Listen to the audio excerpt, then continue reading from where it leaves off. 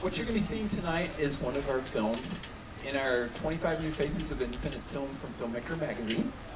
Filmmaker Magazine comes up with some of their 25 people that are in the film industry that they feel that you really need to be watching because of the quality of the work that they're doing. And we are very happy to try to bring those to Tacoma for a unique opportunity to see all of their films as a package. And we're very happy that 20 of the 25 people have come to Tacoma this year. And so I want to give a big round of applause for all of the filmmakers who've been here.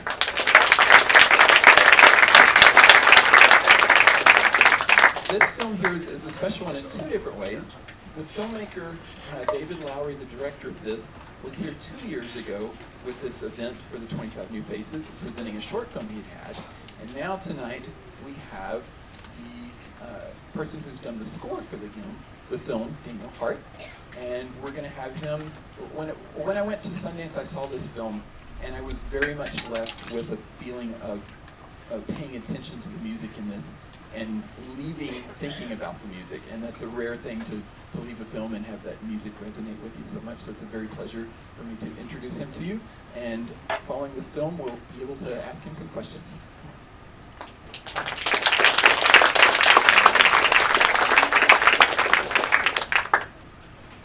Hey everybody, thanks for being here. I'm Daniel Hart. I wrote the score for Infant Body Saints. This is my third collaboration with the director, David Lowery, but it is, for both of us, it was our first real feature with a substantial budget to work with. So we had a lot of fun working on it. It was a very special film for me, not just a job, but more like a passion project. And we worked on the film last year, started in August, and then kind of wrapped up everything in December, and then I went to Sundance after that, and now it's here. There are several songs that play throughout the film in various scenes. I didn't have anything to do with those songs, just to clarify. They were done by friends of mine, but I just did the score for the film. But I've been to lots of Q&As, and everybody who worked on the film are friends, so I'm happy to field any questions about anything to do with the film when it's over. The star, Rooney Mara, the director of photography, the set designer, and then maybe one or two others too. So this is a real collaboration from all of that. And as you leave, we have some copies of Filmmaker Magazine that you're welcome to take with you. It gives you more on the filmmakers who featured here this week. And I very much encourage you to subscribe to that. It very much focuses on the kinds of movies that we play here at the Grant, not the big Hollywood films, but the kind of Grant films. So now I would like to welcome back Daniel Hart.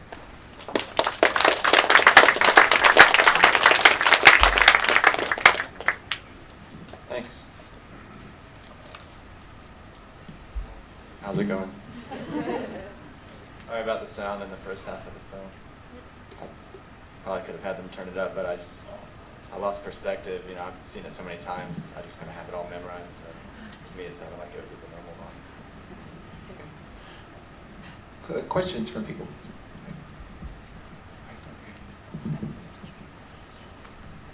You mentioned earlier you got involved in the creative process early. Yep. Can you tell us a little bit about how that worked? Sure. So David and I worked together on his two other films. He had his first feature was called Saint Nick. It was a very low budget, very do-it-yourself kind of thing, and I wrote about 5 minutes of music for that film a few years ago. And then he made a short film a couple years ago that went to Sundance, and that film was called Pioneer. And I scored that short film for him. And so after we did those two films together, he started working on Infant Body Saints, and so I felt like by that point we already had a musical language developed. So he gave me the script early on in the process, and I started reading it at the beginning of last summer, and I started filming in August of last summer. So I had a lot of time to think about what could work for the film, and David and I had a lot of discussions before they started filming about what kind of music he was looking for, what kind of instrumentation he had in mind, and I told him what I had in mind. And then I made some rough sketches of music just based on the script that I had read before they even started shooting. And I sent those to him, and we talked about that, those rough sketches and how that music might work, and if it was going in the right direction or if it wasn't. And we actually we didn't use any of those rough sketches, but they did provide, it was kind of like a building block to get to the next step of writing specific music for specific scenes. And then I started doing that as soon as they started editing the film. So they shot the film principally in July and August of last year, and then they started editing in September. And as soon as there was any kind of rough cut, David sent it to me, and I started writing music immediately. So about mid-September, I started working on it, and then it was just we were just sending stuff back and forth the whole time. Like, as soon as he had like 10 minutes worth of film, he would send it to me, and I'd write music for that 10 minutes and then send it back. And just kept going like that until it was all done.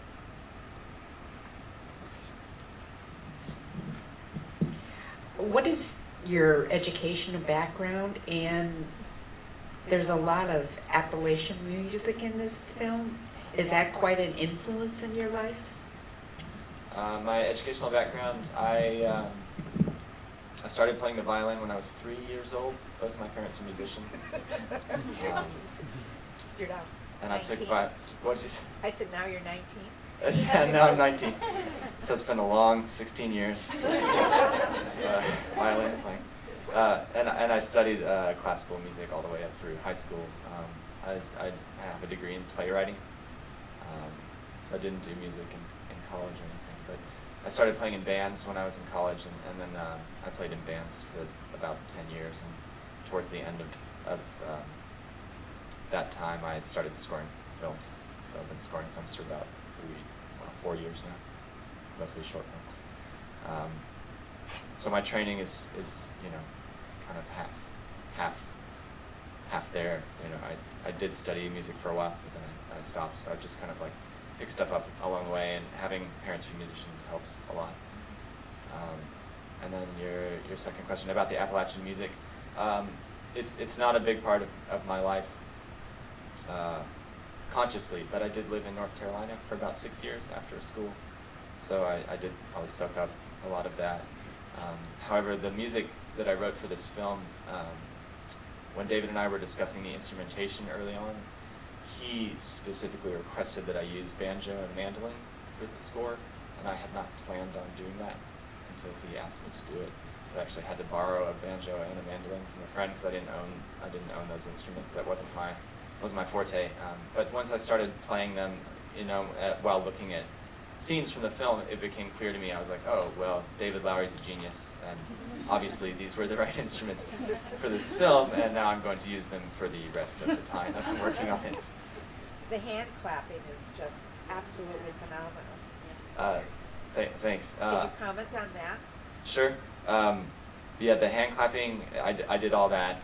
That's just me over and over again. Stacked layer upon layer of hand clapping. The idea for it originated with David's short film, Pioneer.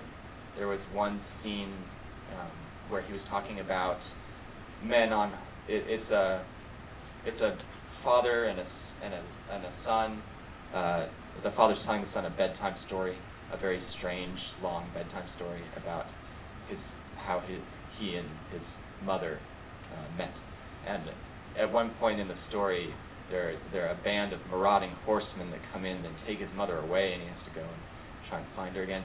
And so I wanted something that was kind of like horses, but I didn't want it to be too on the nose. And I was also living in an apartment then where I couldn't make very much noise. I know I wanted something percussive, but I was, recording as quietly as possible. So I really didn't have any percussive instruments except for myself to use. So I did hand clap for that one little scene in that short film, and it worked really well. So when I started working on this, I thought, well, I'll just try that again and see if it works. And I did it for one scene near the beginning of the film, and it just, from David to the producers to anyone who they played it for, this got such a positive response that I continued to use that motif throughout the score. It was a whole lot of fun to do all that clapping. A whole lot of fun. And really hard, but to get all the rhythms to line up right. So you did it all yourself then? Yeah, I did all the clapping. Wow. Just, this is a follow-up to our lunch conversation, just to give a little bit more on your background.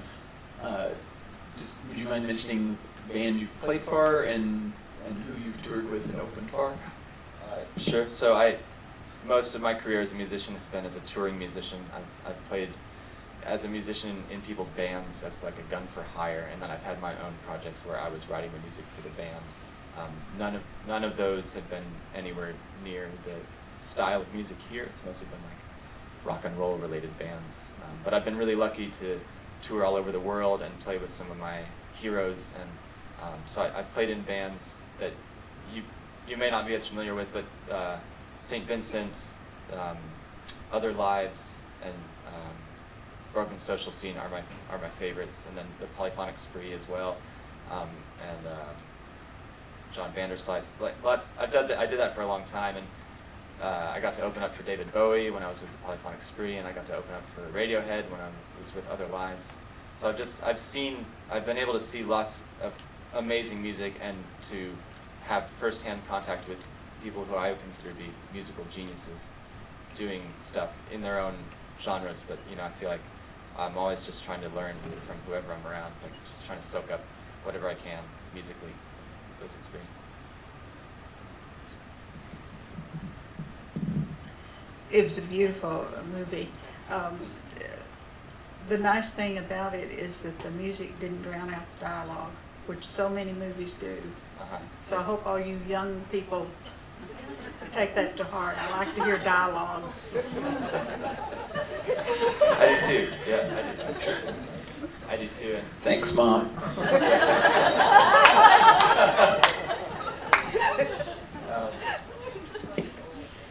yeah. Well, she's right. I'm 19. So, yeah, I am old.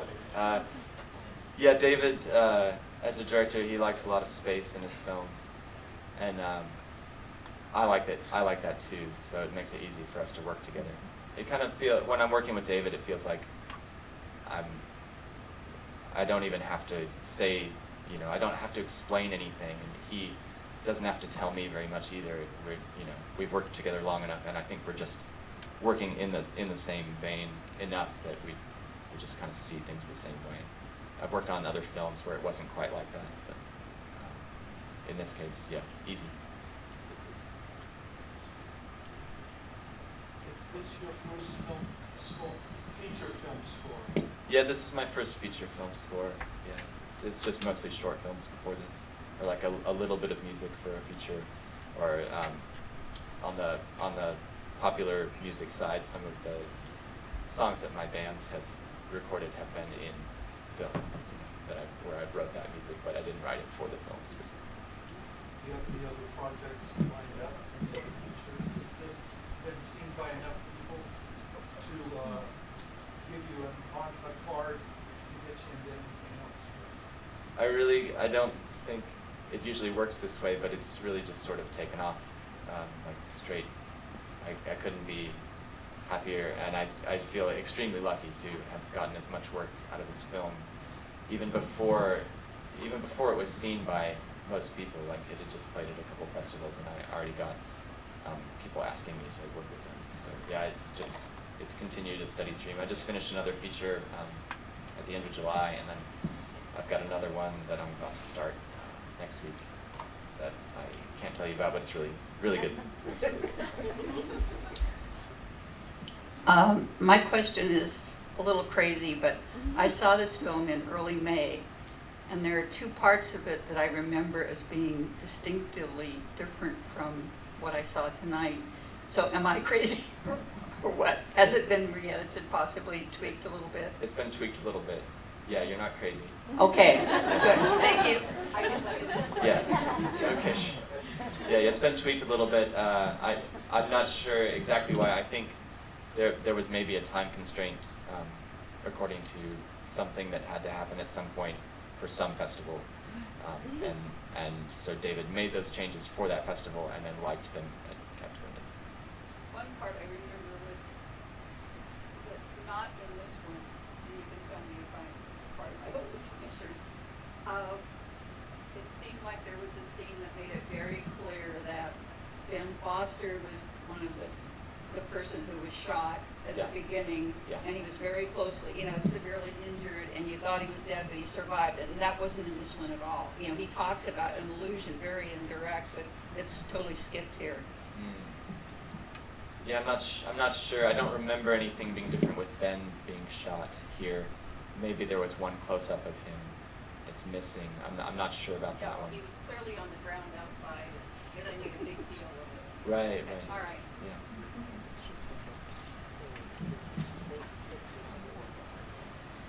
As far as creative control, after you've composed it and it's final and everything, do you have any sort of say with your relationship with the director? You watch the movie and say, like, I didn't quite land how I was hoping it would land, or anything like, or this faded out too soon, there's a really pretty part right here, or any sort of thing like that? Yeah. Because David and I are friends, we were able to talk in those terms. Like, he treated me like an equal in that sense. Like, I had as much input on the music as he did, I think, in the end. He has the final say, because he's the director, but he took my opinions to heart. I don't think it's always that way, in more often than not, I'm just an employee, serving the greater cause. And I feel like my opinions are valued, but maybe not given as much deference as they were when I work with someone like who's a friend and who we have the repartee.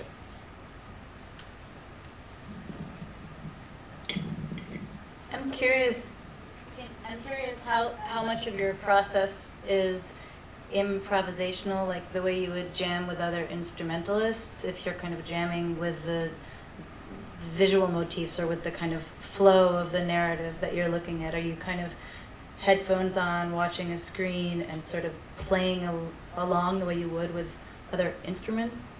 Yeah, that's pretty close to what I do. I get a cut, I watch it with headphones, I grab an instrument, whatever's around or whatever seems right, and I sort of pluck out some notes or play some notes to see if I can find some kind of melody or maybe some kind of instrumentation that might work.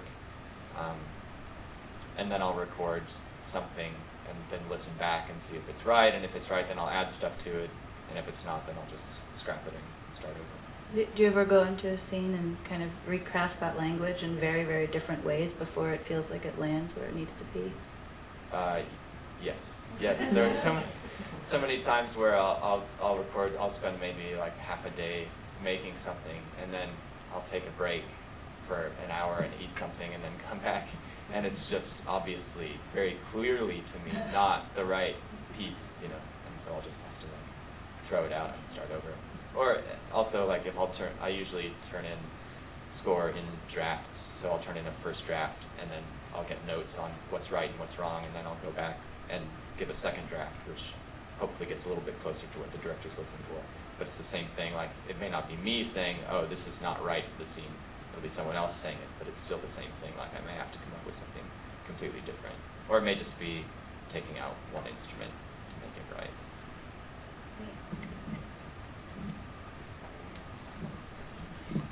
I just have you said earlier that you did not write the songs. That's right. Do you write songs? Are you a lyricist, or are you strictly music? Yeah, I write songs. And can you comment on the last song that I missed in the credits? Who sang and who wrote that last song that played over the credits, please? Yeah, so the song is written by Jonathan Price. He is just a guy who's a friend of mine, and he's also from Dallas, but he lives in Los Angeles now. And he just writes the most beautiful country songs. And he wrote that specifically for this film. He's also a friend of the producers, and they asked him to write a song for the film. And he and a friend of his recorded it in Los Angeles, and that version of the song played when the film premiered at Sundance.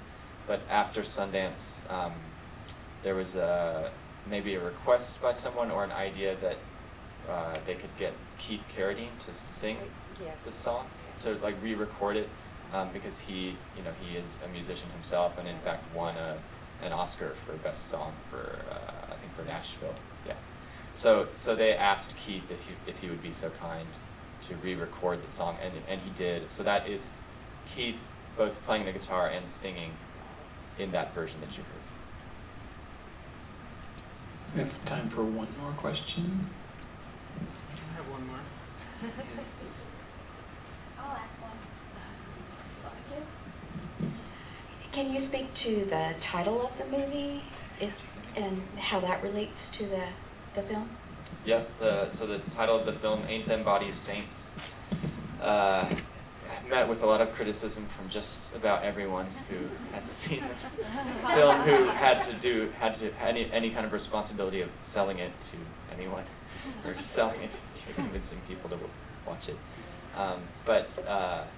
It's David came up with the title, and he says that he called it this because for him the film is supposed to be like an old folk song.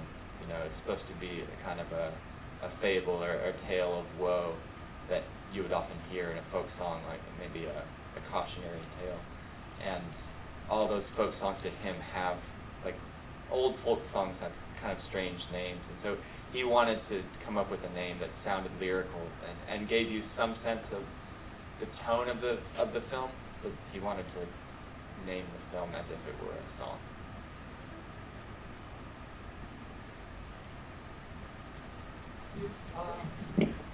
Did you speak with the director at all about